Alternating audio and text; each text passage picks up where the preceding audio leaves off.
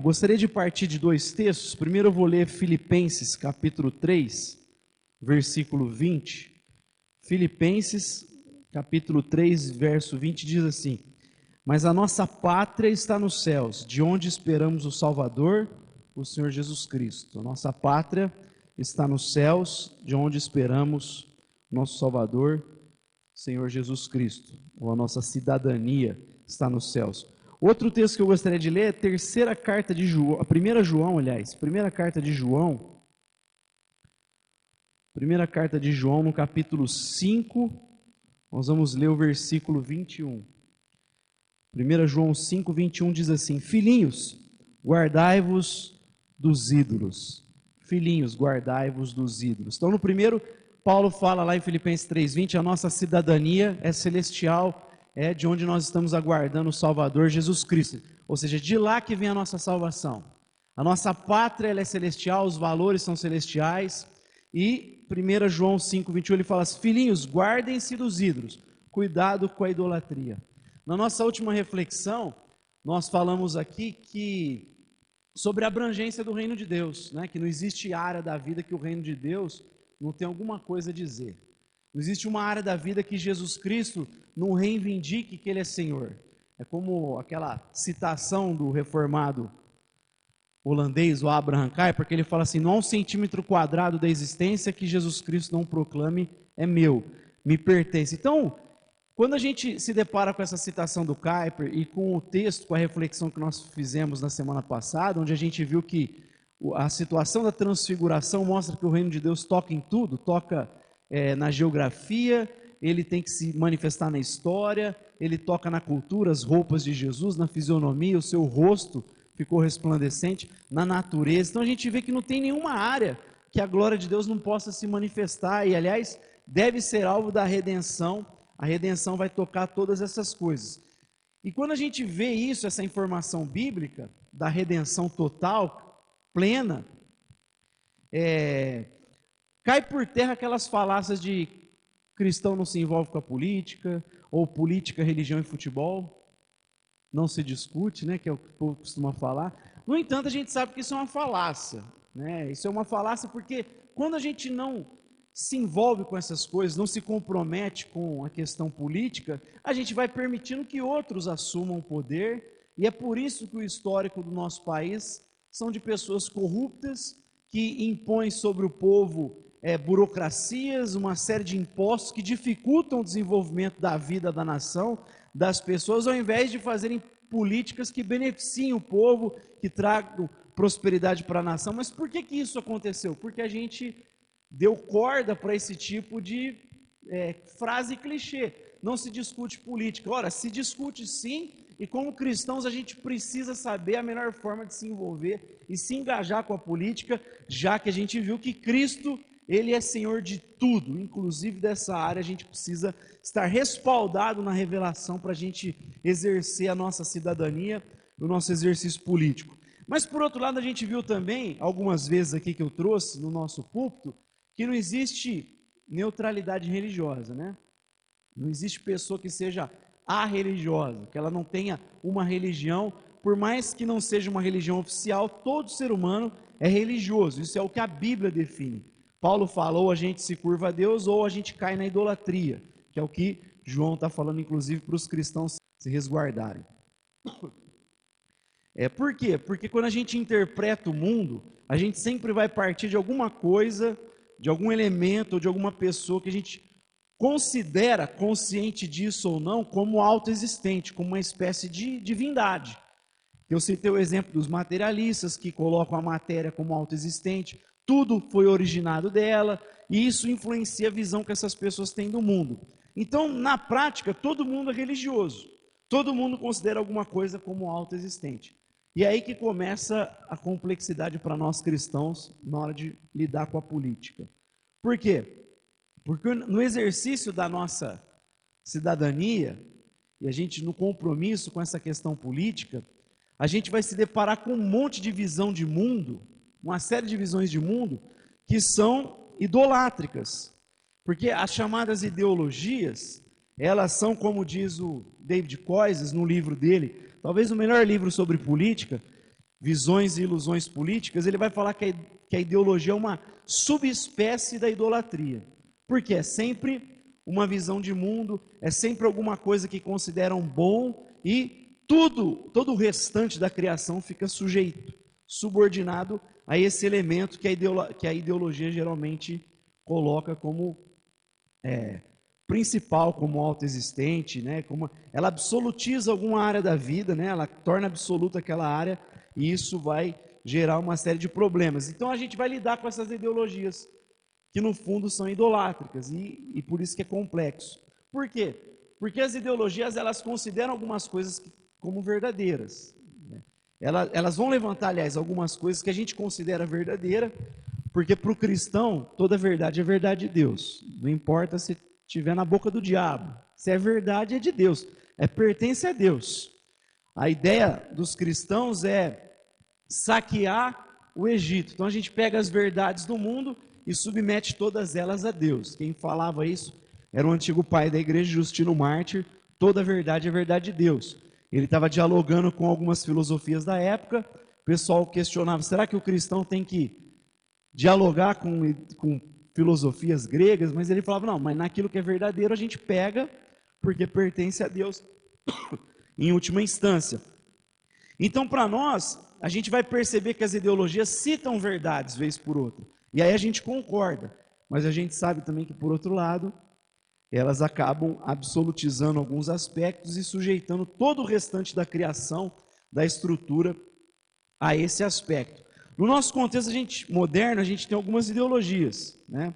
O liberalismo, conservadorismo, que alguns não consideram ideologia, mas a gente vai ver que em alguns momentos ele pode se tornar uma ideologia.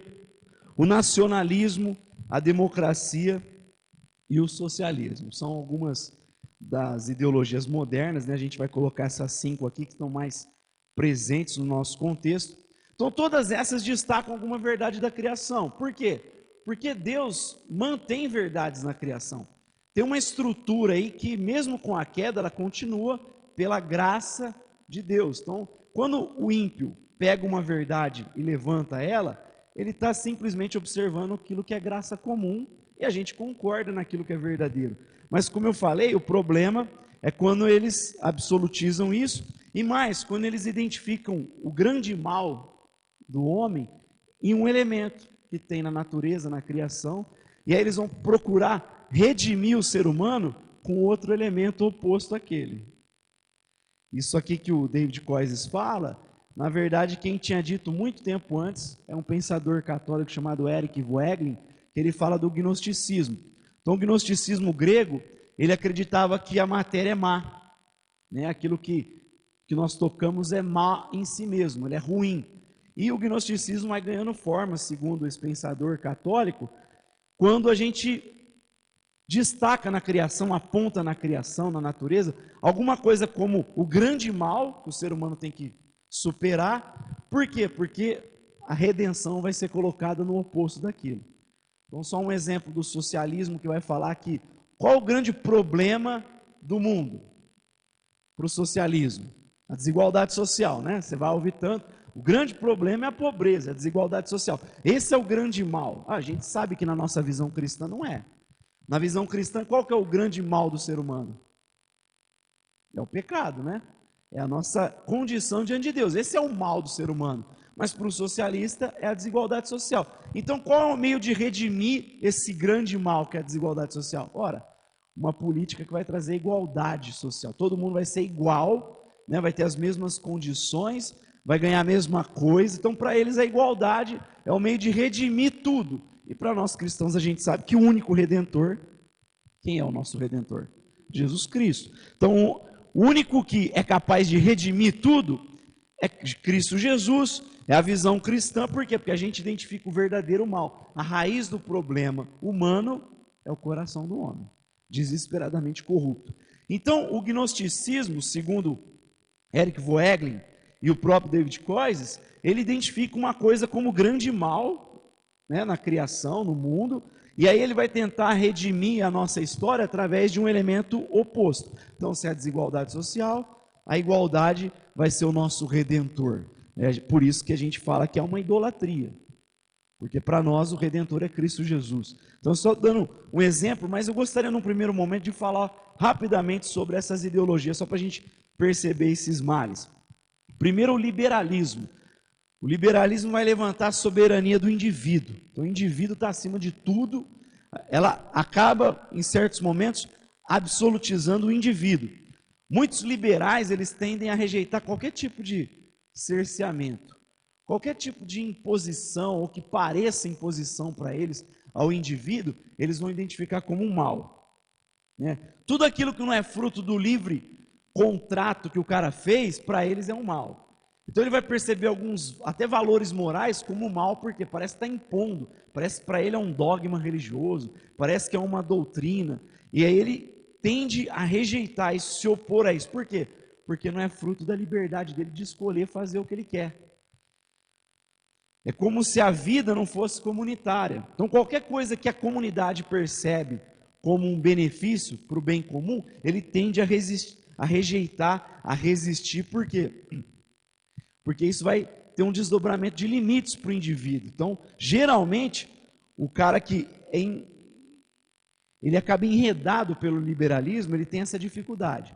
E muitos liberais não ficam restritos a essa ideia de somente ao mercado. Eles não ficam restritos às trocas, aos negócios. A maioria deles leva essa mentalidade liberal para outras áreas da vida. Então, por exemplo, no nosso contexto, o casamento, ele é deturpado muito mais pela visão liberal, do indivíduo acima de tudo. Por quê? O cara começa a enxergar o casamento não como uma instituição que Deus estabeleceu, através de um pacto que marido e mulher fazem no altar diante de Deus, de fidelidade, de trabalharem pelo bem da relação, de constituírem a família, os filhos, e propiciarem para os filhos um lar saudável para que eles venham crescer, se emancipar, terem saúde, justamente pela figura paterna, materna, que vai dar essa estabilidade para eles. Mas por que o cara não tem essa visão? Porque para ele o casamento é simplesmente um contrato, que visa satisfazer o seu gosto. Então, se de repente ele casou como uma visão de contrato, a partir do momento que ele não tem mais atração pela mulher dele, ele vai abandonar o casamento, porque para ele é um contrato. Não está me satisfazendo, não está me fazendo feliz, eu pulo fora da relação. Então, o grande inimigo do casamento hoje, mais do que o socialismo, é essa visão liberal, individualista. Então, dificilmente alguém não leva essa visão para outras esferas. Não fica restrita à questão econômica de mercado. Geralmente o liberal, ele vai levar para a esfera do casamento, da família, por isso que existem muitos pais abandonando famílias, que não cumprem os papéis dele com os filhos, porque para ele está preocupado com a felicidade individual, com a felicidade dele. É um problema do liberalismo. Ele não reconhece limites, ele não reconhece leis, ele não reconhece fatores morais, ele não quer reconhecer isso. Hoje, por exemplo, você vai ver não só progressistas, mas a turma desse liberalismo exacerbado, anarcocapitalistas, muitos deles não reconhecem nem limites da sua própria estrutura biológica, né? Por isso que tem um monte de gente que olha no espelho e se vê como homem, mas no fundo se sente como mulher. Aí o que ele faz? Faz uma cirurgia, porque para ele o que vale é o sentimento, é a vontade do indivíduo. Então não reconhece limite nem nas formas que Deus estabeleceu na criação, que dirá nas instituições e nos desdobramentos da vida em comunidade. Outra ideologia, pode-se considerar uma ideologia dependendo do rumo, é o conservadorismo. A maioria dos cristãos se identificam mais com o conservadorismo. O conservadorismo, muitos pensadores não consideram uma ideologia, porque não se trata de uma abstração, de uma visão utópica. Geralmente o conservador ele quer manter coisas que se perpetuaram ao longo da história, que se fizeram valer ao longo da história. Então assim, eles olham para trás, isso aqui deu certo. Por que a gente vai jogar isso aqui tudo fora, se até hoje a coisa aconteceu dessa forma, deu certo? Então eles tendem a reconhecer os valores que a história apresentou, que as civilizações antigas conquistaram. O conservador ele é mais cético a ideias utópicas, ao ser humano querer elaborar uma coisa que nunca foi experimentada ao longo da história. Então, muitos não consideram o conservadorismo uma ideologia. Mas quando é que ele pode se tornar uma ideologia? Quando a gente faz da história a principal fonte das normas. Então, assim, se eu acho que tudo que foi histórico tem que ser continuado, perpetuado, eu posso correr um risco de idolatria. Por quê? Ao longo da história teve escravidão. Ao longo da história teve, sim, uma inferiorização das mulheres. Ao longo da história teve segregação racial nos Estados Unidos e na África, em muitos países. Na África do Sul, com o apartheid, você teve muitos problemas e que, se você olhar, demoraram anos, décadas, alguns séculos. E aí eu posso olhar e falar assim, sempre foi assim. Por isso que britânicos, muitos deles, davam aval para a escravidão. Por quê? Porque sempre teve. Então, e no contexto dele, a escravidão era muito pior do que aquela do período dos judeus, dos romanos. No período da África, quando os escravos eram trazidos para o Brasil, para outros lugares, que andavam em condições subhumanas nos navios, e principalmente ali na Inglaterra, onde começa o movimento para acabar com a escravidão, com William Wilberforce, eles até então, muitos deles achavam que era normal, porque estava lá, sempre foi daquele jeito. Então eles acabaram consentindo com uma situação que já estava totalmente insuportável do ponto de vista de humanidade, né? E por quê? Porque considerava a história como fonte de normas. É por isso que o Chesterton, que é um pensador até conservador, ele vai dizer que ele é um católico que discutiu muito com os socialistas no período da Inglaterra, os principais pensadores do seu contexto, ele debatia com esses pensadores. Ele vai falar assim que o progressista de hoje é o conservador de amanhã. Por quê? O cara acaba aprovando algumas coisas hoje, mudanças, quer revolução, e daqui 30, 40 anos essas coisas perpetuam, e lá na frente ele vai querer conservar essas coisas. Por quê? Porque ele simplesmente vê a história como fonte de normas. Então, você tem alguns conservadores defendendo algumas coisas complicadas. Como eu falei, no passado, escravidão, teve muita dificuldade com esses movimentos, porque se incorre na ideologia a partir do momento que a gente acha que a história é a fonte de normas. Outra ideologia, nacionalismo. Né? Eles identificam o mal em um domínio do diferente. Então, alguém que tem a etnia diferente, raça, língua, religião, eles vão enxergar isso como um mal, né, que é diferente. Então, onde o nacionalismo cresceu, mas muito mais do que o nacionalismo, né, que foi o nazismo na Alemanha, identificaram os judeus como um povo inimigo, uma raça inimiga, etnia, língua, e aí houve uma perseguição porque quiseram perpetuar a sua raça, a sua língua, as suas tradições, seus valores, e colocaram um patriotismo acima de tudo, absoluto, e incorreram em problemas, né, que a gente sabe que foram horrendos na história. Então, quando você tem uma devoção ao Estado-nação, que ele passa a ser o grande agente da nação, os símbolos, o hino do país, os feriados, tem todo um culto quase ao Estado-nação, é o problema do nacionalismo. Vou tentar correr para a gente não demorar muito. O cristão que às vezes acaba apoiando o nacionalismo, a gente vê alguns momentos na história isso acontecendo, ele às vezes acaba confundindo promessas de Deus que são para a igreja, confundindo para a nação dele. Então tem um monte de promessa na Bíblia que são para o povo de Deus, são para a igreja, e o cara confunde, ou são para o Israel, e o cara confunde isso para a nação dele, Estados Unidos, Brasil, seja qual for. Ele acaba fazendo uma salada na sua interpretação bíblica. Então ele direciona promessas que são para a igreja, direcionando para a nação. Outro, democracia, outra ideologia. Você vai falar para mim, mas a democracia não é boa? Não é um sistema mais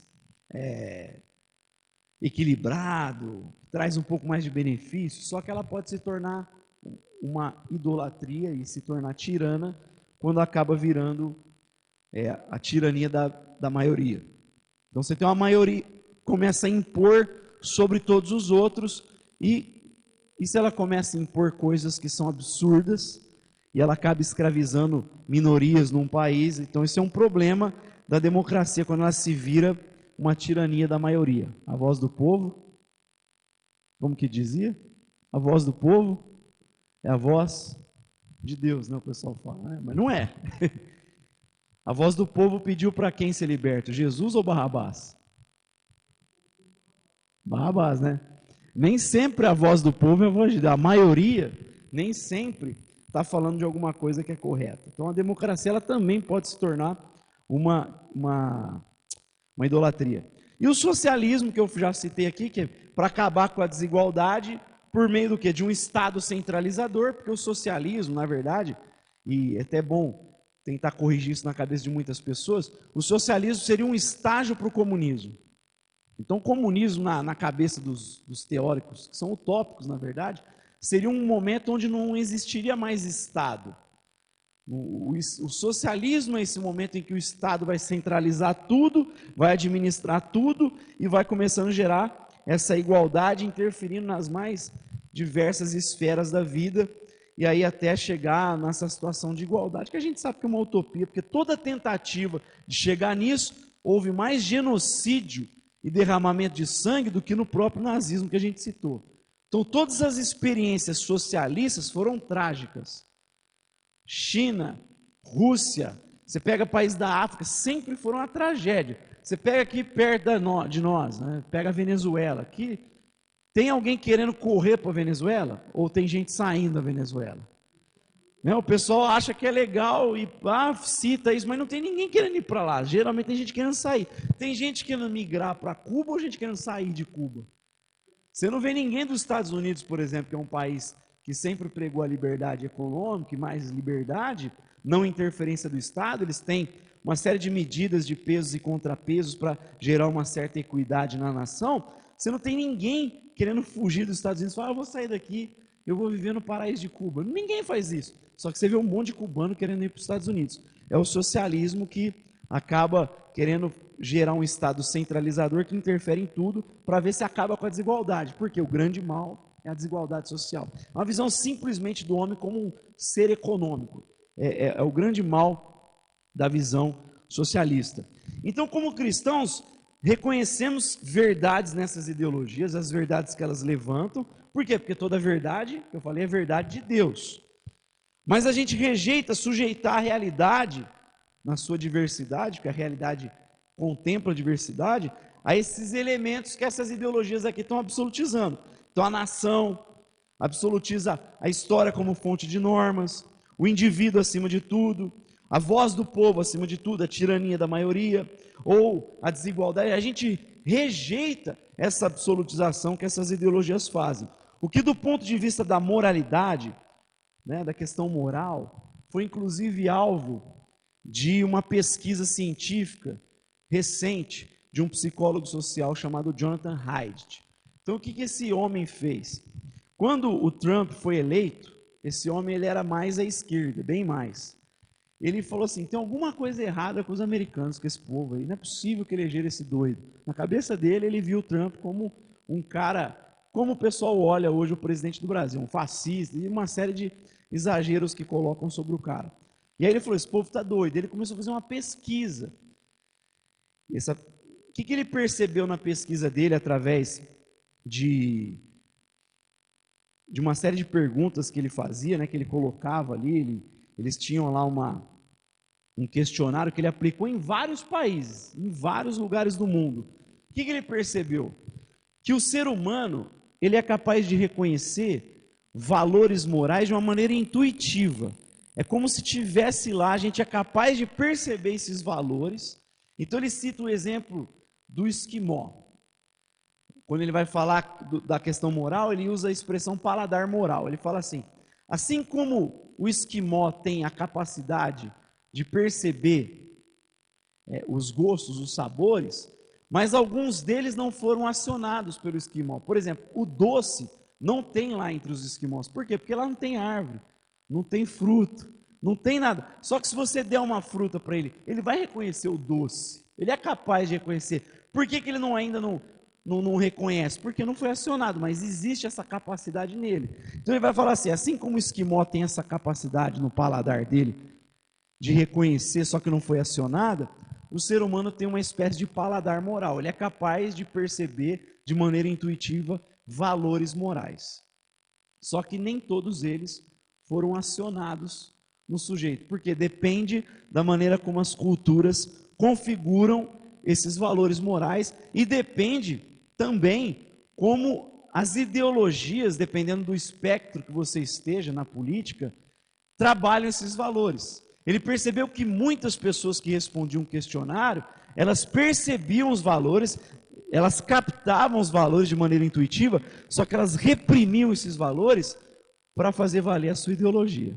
Então ele cita 6 valores morais, ele coloca como uma espécie de binômio. Então, primeiro, cuidado é melhor do que você gerar o dano nas pessoas. A empatia, você ter cuidado pelas pessoas, cuidar das pessoas, ajudar as pessoas, é um valor que todas as culturas possuem. Todo ser humano tem esse valor intuitivo, que é bom você cuidar, é melhor cuidar do que você causar dano para a pessoa, né? Então é melhor você pegar uma pessoa que está na rua, como o samaritano fez, e acolher, do que você ir lá e fazer como os assaltantes fizeram, né? Bater e espancar ele. Toda cultura reconhece que é melhor cuidar do que você ser o assaltante que bateu nele. Isso é óbvio. Está lá de maneira intuitiva. Segundo valor, equidade é melhor do que injustiça.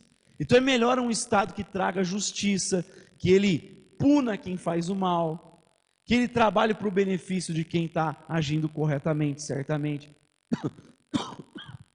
Que é o que Paulo fala lá em Romanos 13. Então é melhor um Estado que traga equidade e que o ser humano tenha esses valores de equidade, de justiça, de mérito, de você reconhecer as pessoas boas e saber abominar aquilo que é ruim.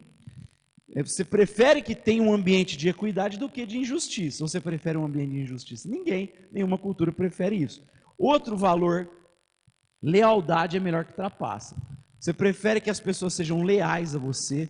Você não espera que um amigo seja leal a você. Não é um valor que o teu amigo seja leal a você. Você faz uma confissão para ele, você espera que ele seja leal. Ou você prefere que ele te trapaceie? Você prefere lealdade nos negócios ou que tenha trapaça nos negócios? Todo mundo prefere lealdade. Quarto, liberdade é melhor que tirania. É melhor ter liberdade para fazer as coisas do que ter um ditador, ou não? Você prefere a tirania ou prefere a liberdade? Liberdade. Quinto valor, autoridade e rebeldia. Tem que ter uma autoridade, em todo contexto tem autoridade. Não sei quem assiste o programa do MasterChef, que é um dos que eu mais gosto na televisão. Você pode ver que quando existem as provas de grupo, geralmente as equipes vão mal, e até semana passada aconteceu isso, porque não tem um líder, não tem uma autoridade, alguém que ajude a coisa, a organizar a coisa, e não é no sentido tirano, é no sentido de fazer cada um desenvolver o seu papel, mas fazendo aquela cobrança saudável, chamando a responsabilidade para si. Todo mundo reconhece que a autoridade é boa, desde que ela não seja um autoritarismo, mas a autoridade é melhor do que a anarquia, né? Cada um fazendo o que bem entende, como fala o livro de Juízes, que naquele tempo cada um seguia a própria cabeça, né? Cada um fazia o que bem lhe aprazia. Então, assim, é melhor a autoridade do que a rebeldia. Até no mundo animal, a gente vai perceber que existe um líder ali, que existe, né? Na matilha você tem lá o principal, você tem como que chama os lobos? O líder ali, o macho alfa, né? Então sempre tem, até no ambiente animal, no mundo animal, você tem o reconhecimento da autoridade. É melhor a autoridade do que a rebeldia, que a anarquia. E sexto, a santidade melhor do que a profanação.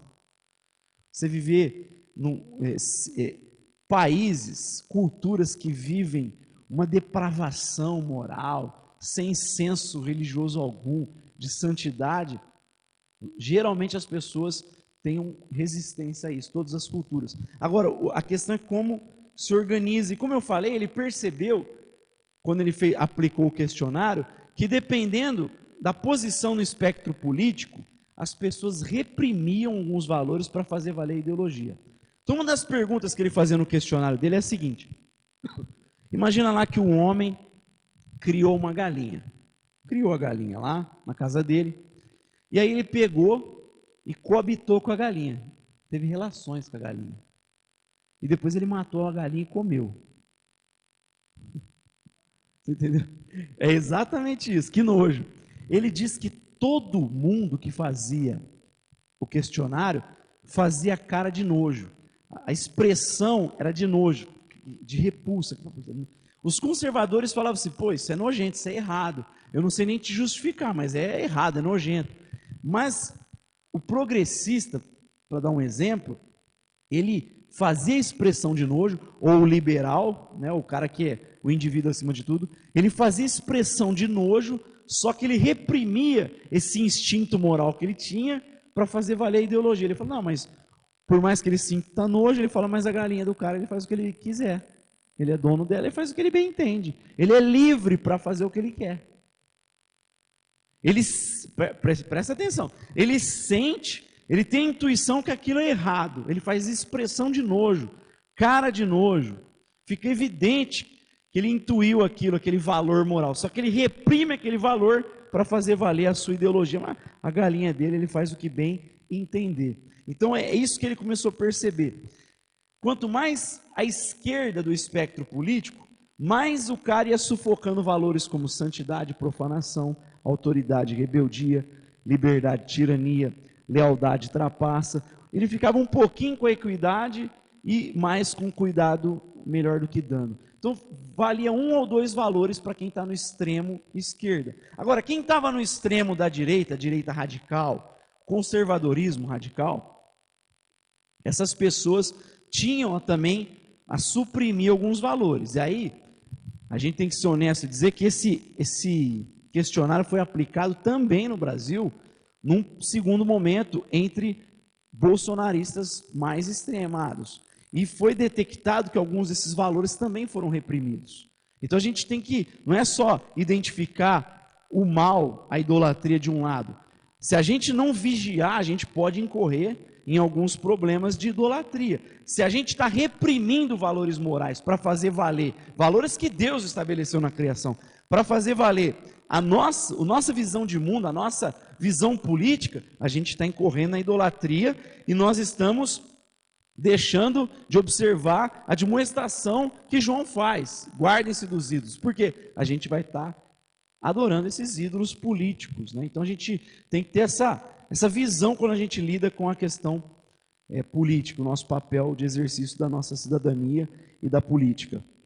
Então os progressistas enfatizavam o primeiro e um pouco do segundo valor moral, conservadores radicais reprimiam também alguns valores, e onde que ele percebeu que existia no espectro político uniformidade? Porque assim, eles não suprimiram nenhum desses 6 valores aqui que ele observa. Todos os valores estavam presentes. Ele percebeu que lá no espectro do centro-direita, essas pessoas eles tinham todos os valores acionados. Eles entendiam que o cuidado é melhor que o dano, que a equidade é melhor que a injustiça, que a lealdade é melhor que a trapaça, que a liberdade é melhor que a tirania, que a autoridade é melhor que a rebeldia, que a santidade é melhor que a profanação. No espectro centro-direita, ele percebeu que nenhum desses valores era sufocado. Então, assim, faz sentido sim dizer que o cristão pode votar em qualquer um, pode ser de esquerda, pode ser de direita, depende. Se você está sufocando, suprimindo valores morais que Deus estabeleceu para fazer valer, aí você está comprometendo e faz diferença sim ser de direita ou de esquerda. Não é bem assim não, então depende. O cristão pode ser de esquerda? Depende. Se você está suprimindo valores, você está completamente equivocado quanto cristãos. Hoje o que mais se vê, aliás, não sei se o que mais se vê, mas se vê com muita frequência, hoje mesmo eu vi na rede social, pastores relativizando a questão do casamento, que é uma questão de fundamento moral, são favoráveis ao casamento gay. Pastores, evangélicos. Aí você vê o cara relativizando a questão de autoridade, e uma série de outras coisas de autoridade. Por quê? Porque comprometeram sua visão do evangelho para fazer valer a sua ideologia, no caso desses que eu citei, progressista. Então faz diferença sim o nosso posicionamento enquanto cristão, se a gente estiver comprometendo valores morais. Só para fazer um parêntese aqui, que o autor fala, ele não é cristão, Jonathan Haidt, ele falou que depois dessa pesquisa, desse questionário que ele aplicou no mundo, tem caráter científico. Ele é um psicólogo social bem famoso nos Estados Unidos. ele saiu do extremo esquerdo, ele era mais à esquerda, ele caminhou mais para o centro, porque ele percebeu que não tinha nada de errado com a turma que estava votando lá no Trump, que ele achou que estavam malucos. Ele percebeu que tinha alguma coisa errada, era com os progressistas e com ele, naquele período que ele aplicou o questionário. Então ele até mudou um pouco sua visão da política, mesmo não sendo cristão. E aí ele fala que ele começou a entender, quando essa questão que eu falei da galinha, sabe? Ele falou que ele começou a perceber o livro de Levítico, porque uma das perguntas que ele fazia também, aliás, uma das observações que ele fez quando ele fazia essa pergunta, é que as pessoas tinham vontade de lavar a mão. Quando você falava de alguma coisa como a questão da galinha, a pessoa ficava com nojo e tinha vontade de lavar a mão, sentia vontade de lavar a mão. E ele falou que começou a perceber, entender um pouco mais do livro de Levítico, quando fala das lavagens cerimoniais, de purificação. Lembra que tem um monte de instrução de purificação que tem a ver com lavagem mesmo, lavar os utensílios, e o cara se banhar. Ele começou a entender a associação daquilo com a santidade. Olha que coisa curiosa. Então tá vendo, quando a sua mãe manda você arrumar o quarto, tem fundamento aí também. A vida em ordem, organizada, ela reflete também um pouco disso. Como eu falei aqui do corpo, né? Que a gente pode perceber graça comum quando Platão falava que o físico, né? A gente tem um físico que é cuidado, que a gente preza pela saúde, zela pela saúde, ele tinha que ser um reflexo da interioridade em ordem, né? Da moralidade do sujeito em ordem, e isso refletia também no físico, na fisionomia dele. Então, assim, a gente vê a moralidade política aqui, né? E dependendo do espectro, da posição que você esteja no espectro, se você estiver sufocando valores morais, você está comprometendo a sua visão cristã. Em terceiro, eu queria falar da gente reconhecer as esferas de soberania, que essa é a visão que os reformadores têm, especialmente os reformadores holandeses. Eles citavam o princípio da soberania das esferas. Lembra quando a reforma protestante surgiu? Quem que mandava no mundo? Qual que era a instituição que todo mundo olhava e falou a verdade, ponto? A Igreja Católica, né? Ela que determinava. Então tudo ficava sujeito à igreja. Por isso que muitos cientistas foram perseguidos, por quê? Porque estavam sujeitos à igreja. A arte era sujeita à igreja, tudo era sujeito à igreja. A gente reclama das coisas estarem sujeitas ao Estado, ele interferir em vários fatores. Mas naquele período a igreja, tudo estava subordinado à igreja. Claro que não dá para comparar, porque não é a mesma proporção do que acontece com estados totalitários. Mas quando os reformadores romperam, né, acabaram rompendo, não era só uma reforma teológica, mas geral. E uma das coisas que eles diziam é assim: a área da arte, da educação, da ciência, todas as outras áreas não tem que estar sujeita à igreja, tem que estar sujeita a Deus. Só que elas têm o próprio princípio nelas estabelecido por Deus. Então todo mundo está sujeito a Deus, não à igreja, nem ao Estado. Cada um tem a sua área de atuação e uma função que o próprio Deus estabeleceu. Então a educação tem um princípio, a ciência tem um princípio, a arte tem um princípio que o próprio Deus colocou. E o Estado não pode determinar o que é educação, o que é igreja, o que é outra. Nem a igreja pode fazer isso. Então eles tiraram da tutela da igreja e colocaram esferas de soberania. Mas quem vai trabalhar isso melhor são os reformadores holandeses, como Van Prinster, depois Abraham Kuyper, que é um homem extraordinário no campo de atuação dele, teólogo, pastor, foi senador lá na Holanda, educador, professor, abriu uma universidade lá em Amsterdã. E depois dele, quem elaborou e sistematizou foi Herman Doivert. Então, cada esfera da vida é soberana, tem a sua própria função guia. Nenhuma esfera pode anular a função guia de outra. Embora, quando necessário, pode sofrer uma pequena intervenção para essa voltar a cumprir o seu papel. Só para dar um exemplo, uma família, ela tem a sua função guia. O Estado não tem que se intrometer e determinar o que é família. Só que vamos imaginar que naquela família está tendo abuso. Então, um padrasto que está abusando de um enteado. O Estado tem que interferir ali, óbvio, tem que punir, mas para quê? Só por um tempo, para que essa família volte a se desenvolver e siga aí a própria função que ela tem estabelecida pelo Criador. Então tem que ser pontuais, mas não determinar o que é família. O Estado não pode fazer isso. Só para dar um exemplo de quando essas interferências podem ocorrer, mas elas são pontuais. Porque para os reformadores, cada área tem a sua própria maneira de acontecer e foi uma função que o próprio Deus colocou. Nem a igreja nem o Estado podem ser centralizadores. Aqui a gente aprende a importância da pluralidade no equilíbrio da vida, né? A gente precisa de pluralidade.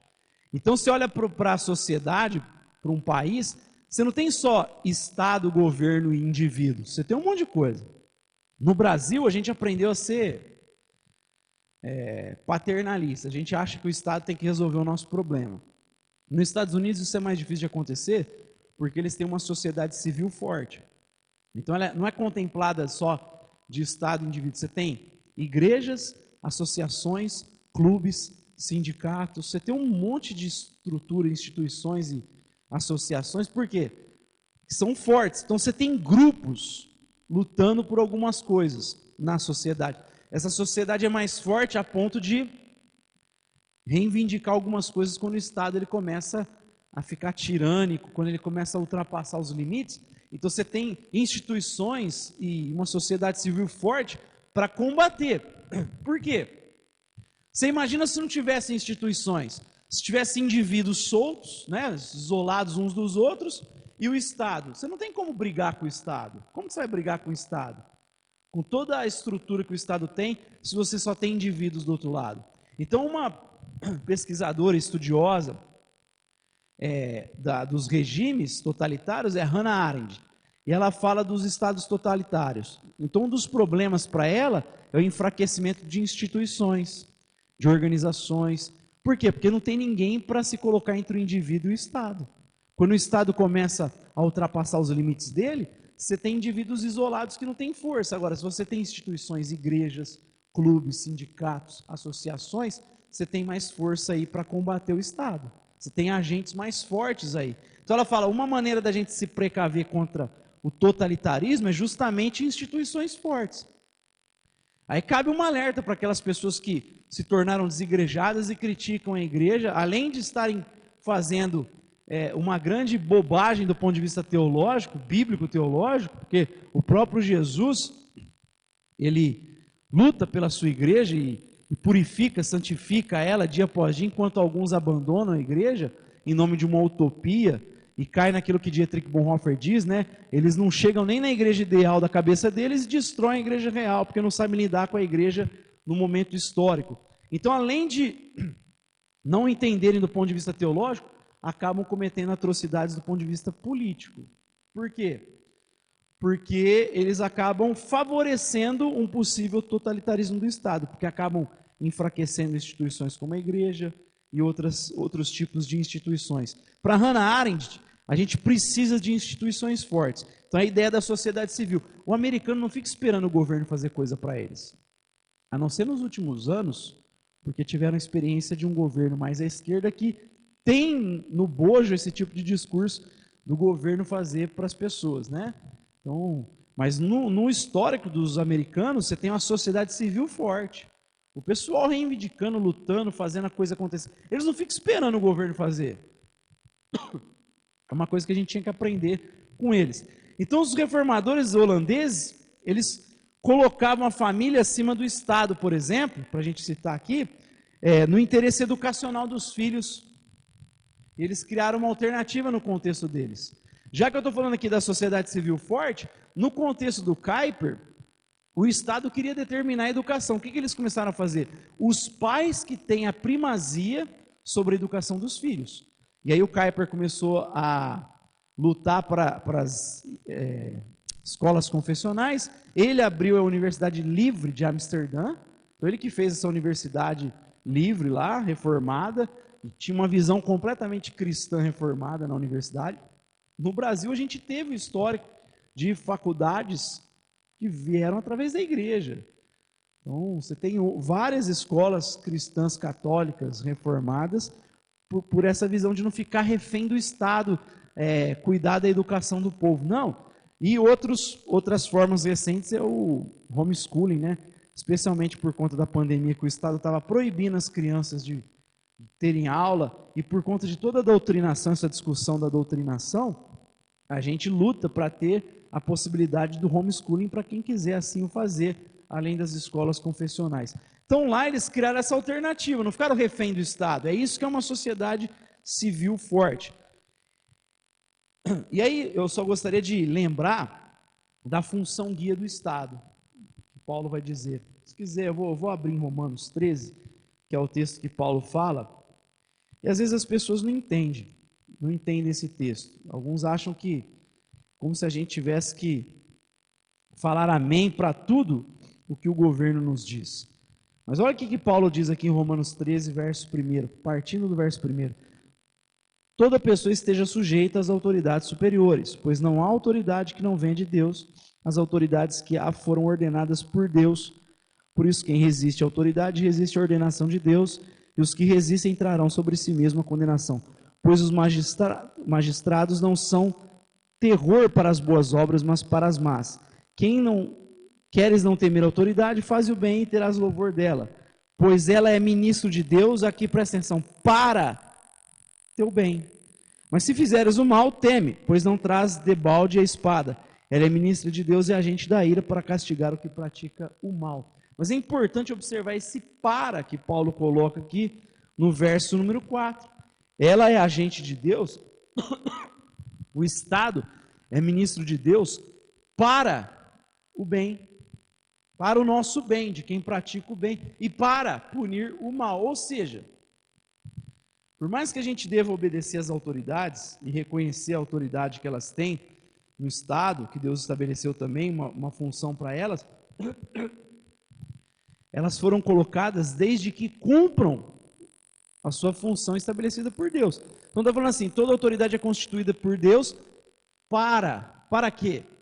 Para que haja justiça, para o louvor de quem faz o bem e para a punição de quem faz o mal. A partir do momento que o Estado deixa de punir quem faz o mal e trabalhar em benefício de quem faz o bem, ele perde esse princípio estabelecido por Deus. E nesse sentido, pode ser resistido pelos cristãos. A gente pode rejeitar essa autoridade, a gente pode, inclusive, nos organizarmos para uma desobediência civil. A gente vê a ideia de desobediência civil na Bíblia e na história.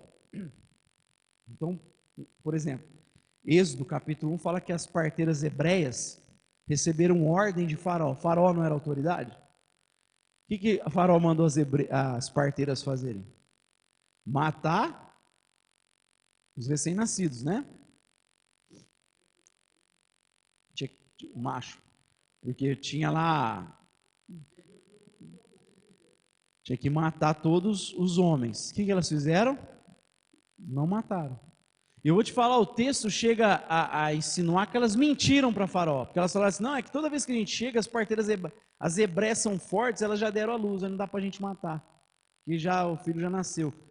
Provavelmente é uma mentira isso. Aí você fala, mas como que... E o texto fala que Deus abençoou as parteiras. Mas peraí.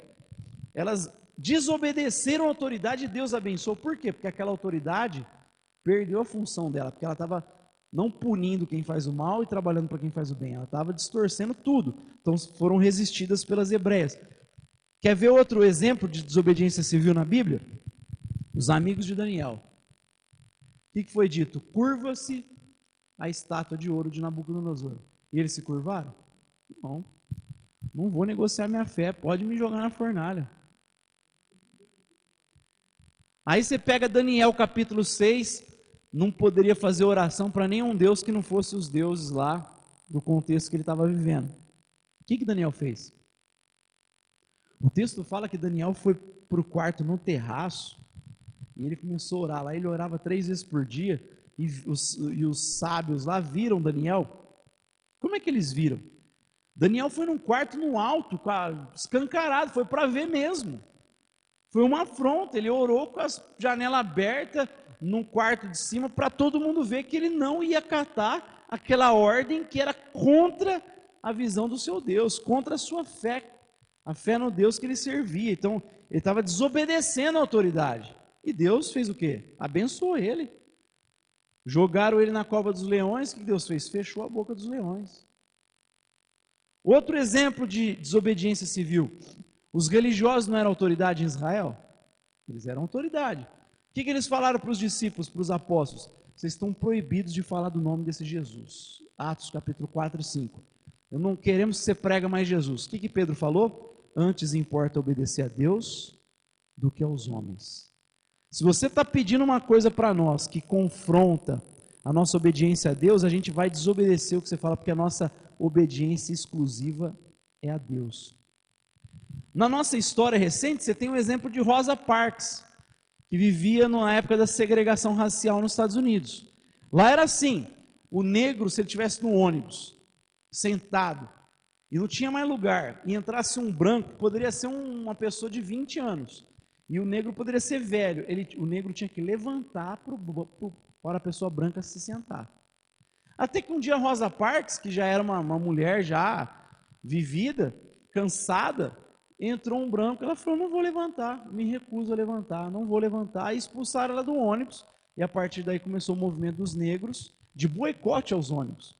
Quem pegava mais ônibus era o pessoal negro nos Estados Unidos, o pessoal mais pobre, eles boicotaram os ônibus, e um ano ninguém pegou ônibus, eles quebraram 2 empresas de ônibus, ninguém pegou mais. Vai continuar com essa lei ridícula, essa lei absurda, que não é humana, então a gente vai desacatar, rejeitar, e é daí que vem o Martin Luther King vai liderar esse movimento, eles acabam com a segregação racial, porque desobedeceram uma lei injusta. Tomás de Aquino dizia que uma lei injusta não é lei alguma, e a gente sabe que uma lei é injusta quando ela não está coerente com a lei divina, quando ela não está compatível com a lei divina, ela é uma lei injusta e a gente como cristão precisa desacatar. Então não é porque está no Estado e a autoridade que a gente tem que obedecer. A partir do momento que vem infringir a nossa devoção a Cristo, nosso compromisso, a gente tem que desobedecer sim.